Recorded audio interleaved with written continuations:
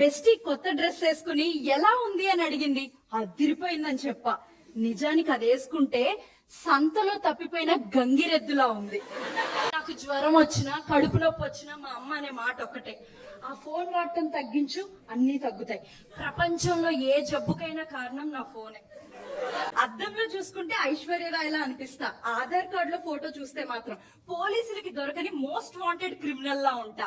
Government camera పగబట్టింది. ఇంటర్వ్యూలో HR అడిగాడు, tell me about yourself అని.